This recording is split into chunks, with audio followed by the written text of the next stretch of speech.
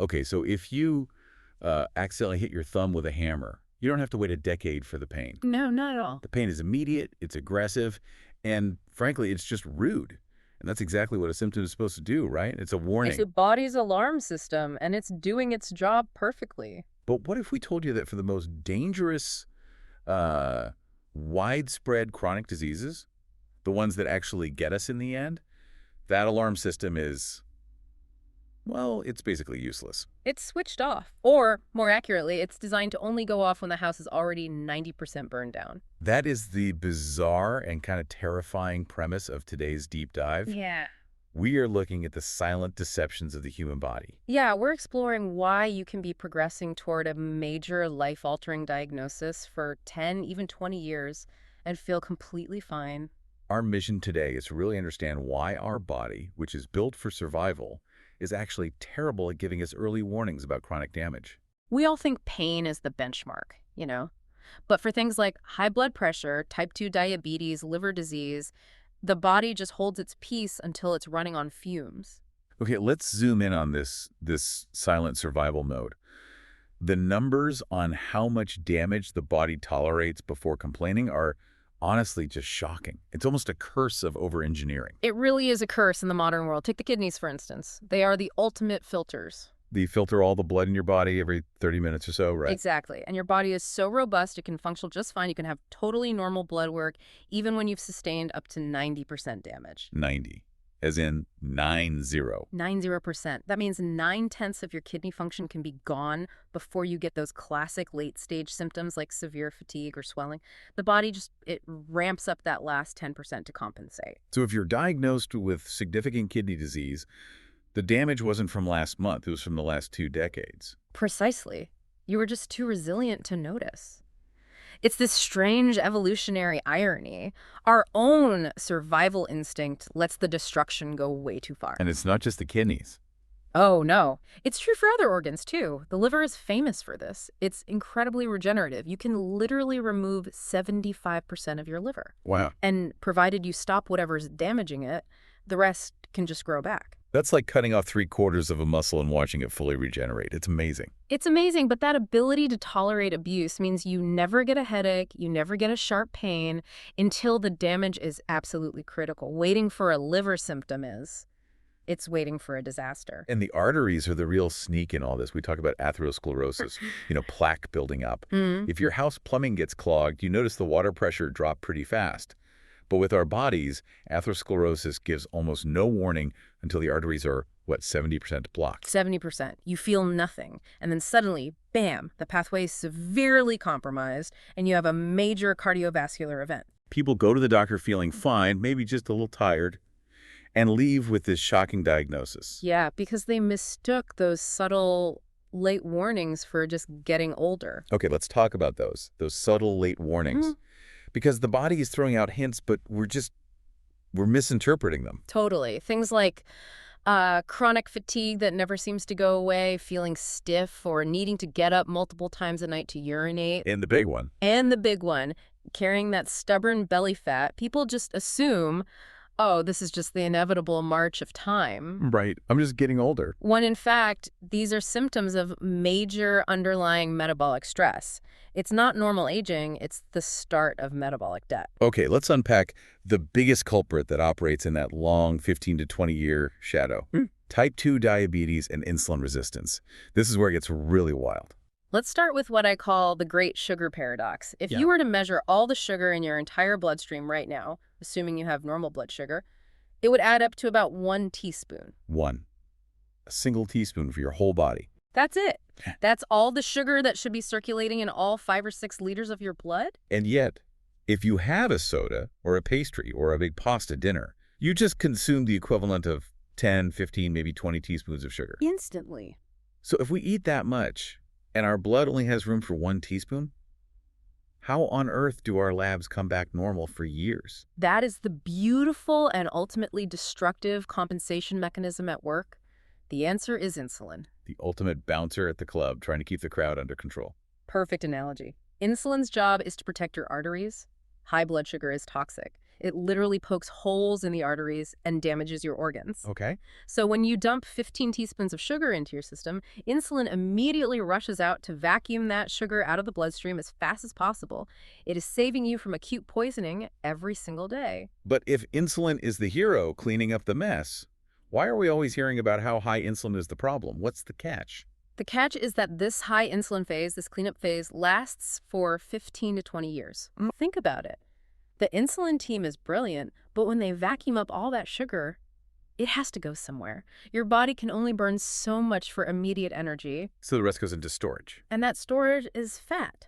Precisely. It gets packed into your belly fat, around your organs, that visceral fat, and deep inside your liver. So for the first decade of this, your blood sugar looks great, your labs are normal, but your insulin levels are secretly through the roof, working overtime. And you're just slowly, steadily gaining weight around the middle. Exactly. You're in a state of high metabolic debt, but with no symptoms of diabetes yet.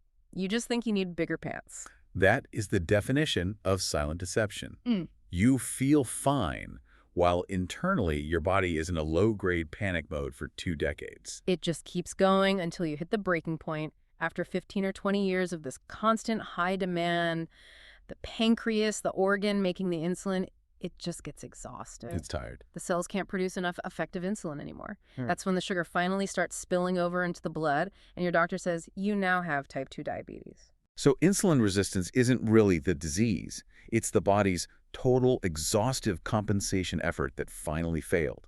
It protected you for 20 years, and then it broke. And that connects perfectly back to high blood pressure. Hypertension is often just another compensation tactic. If your tiny blood vessels are inflamed from all that sugar damage, the body has one solution. Just force it. Increase the pressure. Force more oxygen and nutrients into those starved tissues. Again, it's trying to keep you alive, but the process itself wears out your heart and arteries. The body is either incredibly resilient or just terribly short-sighted. Okay, so now let's talk root cause, because something has to make that whole timeline even shorter. Let's talk about a surprise factor. Low vitamin D. It's a huge, often ignored piece of the puzzle. Low vitamin D is implicated in a whole host of problems. Higher rates of cancer, cardiovascular disease, autoimmune issues. It's not just for bone health. So walk us through it. How does the sunshine vitamin directly affect my blood pressure and that poor, overworked insulin system? Okay, so first, blood pressure. Low vitamin D is one of the biggest root causes of hypertension because it directly impacts a molecule called nitric oxide. Right. When you have enough vitamin D, it helps your body make and maintain nitric oxide, which is what relaxes your arteries and keeps your blood pressure naturally low. Think of it as like a natural pipe lubricant. So if you're low on D, your pipes can't relax, pressure goes up. Makes perfect sense. And what about insulin? D is also critical for keeping insulin working efficiently. If you're deficient in vitamin D, your insulin is going to get burnt out much, much faster. That 15 to 20-year silent period shrinks. The whole system just loses its protective edge sooner. We also hear about vitamin D resistance. What did that mean for someone trying to fix a deficiency? It just means that sometimes due to chronic inflammation or obesity, the body doesn't use vitamin D very well. So just hitting the minimum daily amount might not be enough. It's often smarter to err on the side of a slightly higher, more sufficient level. Got it. Okay, this is all fantastic insight.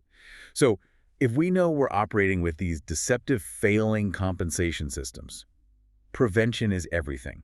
Waiting until you have a 70% blockage is just too late. Exactly. Let's get to the 4 habits for turning this whole ship around. And these 4 habits, they aren't about treating symptoms. They're about fixing the root cause.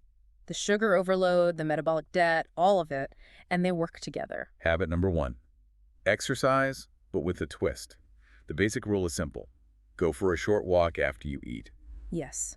That's your immediate defense against that incoming sugar. Burn it off before the insulin bouncer has to haul it off to fat storage. And the cool, unexpected part is something called hypoxia training. Right. This isn't just for Olympic athletes anymore. It sounds a little scary, low oxygen training. How does that help someone trying to avoid diabetes? Well, hypoxia training mimics being at a high altitude. You briefly force your body to work with less oxygen, and the body panics in a good way. And it says, we need to get better at delivering oxygen now. It forces metabolic efficiency. That's it. When you go back to normal oxygen levels, your tissues are now way more efficient at using it. You reduce inflammation and push oxygen into parts of your body that have been deprived for years. And crucially, it dramatically helps with sleep. Okay, that's a huge win. Habit number 2 is the direct assault on that 15-year sugar debt, combining low-carb eating with intermittent fasting. Or IF, it just means you strategically choose when you eat. So instead of grazing all day, you might have 2 meals, maybe even one focus meal a day, and you prioritize low carbohydrates. And the mechanism is pretty simple, isn't it?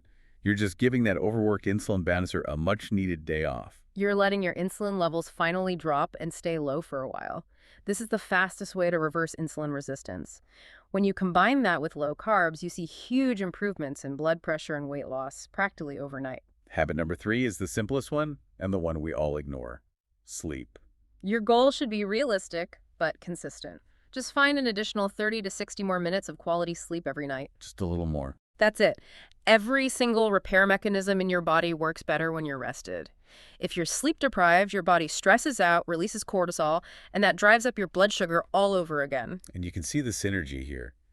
The low-carb and IF helps you sleep better. The exercise and hypoxia training helps you sleep better. The habits reinforce each other. Which brings us to the last one. Habit number 4, sun and nature. It sounds like advice from a greeting card, but there's real biology here. There's deep biology. Over 50% of the sun's rays are actually infrared. And infrared is therapeutic. It helps with cellular repair and circulation. That's the part that feels like warm sunshine on your skin. That's the one. And more importantly, exposure to natural light helps your body build melatonin. Melatonin isn't just a sleep hormone, it's a powerful antioxidant. Getting that sun helps you get that deep quality rest later. So we started today by admitting our bodies are incredible survivors, but terrible communicators, hiding up to 90% organ failure.